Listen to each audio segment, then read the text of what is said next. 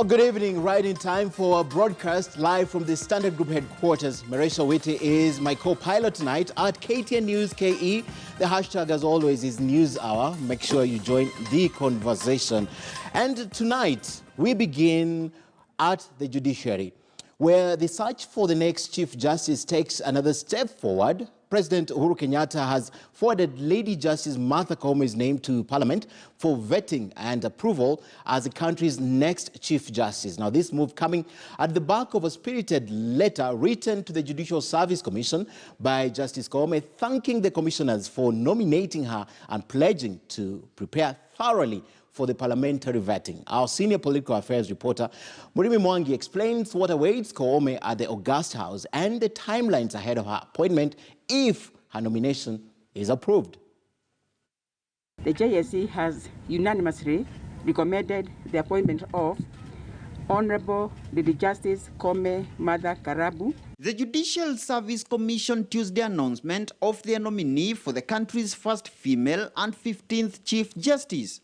And on Wednesday, Lady Justice Martha Koome wrote to the Commission conveying gratitude for her nomination as she pledged to prepare for the next stage of her approval in Parliament. Honorable Justin Muturi. As National Assembly Speaker Justin Muturi acknowledged receipt of a communication from President Uhuru Kenyatta detailing Koome's nomination, her academic credentials, and professional testimonials for approval. I now refer the message, including the curriculum vitae of the nominee, to the Departmental Committee on Justice and Legal Affairs to undertake the necessary approval hearings. Procedurally, the Kangema legislator Muturi Kigano-chaired National Assembly Justice and Legal Affairs Committee is expected to publish a notice on national dailies calling for public views and memoranda on Koome's suitability before scheduling a date for her physical grilling.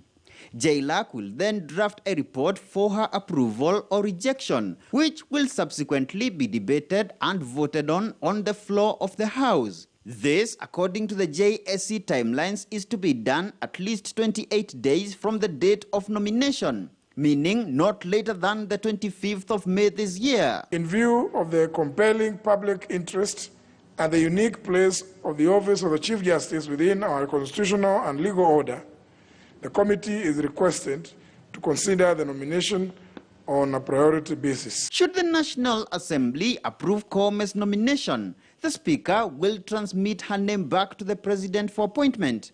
In the event the House rejects her, Muturi will convey the decision to President Kenyatta, who will in turn ask the JSC to begin the CJ recruitment afresh. You need to understand that. Meanwhile, legal experts continue weighing in on Koome's nomination and her likely interest should she get the parliamentary nod. We've had a tiff between the executive and the judiciary on the matters of appointing the 41 judges. How is she going to deal with this? In a previous interview, I've said you need a CJ who is politically and legally savvy. Are we going to see her legally savvy? Are we going to see her politically savvy? Will she navigate around the issue of appointment of the 41 judges without at all compromising the independence of the judiciary? She must deal with corruption in the judiciary.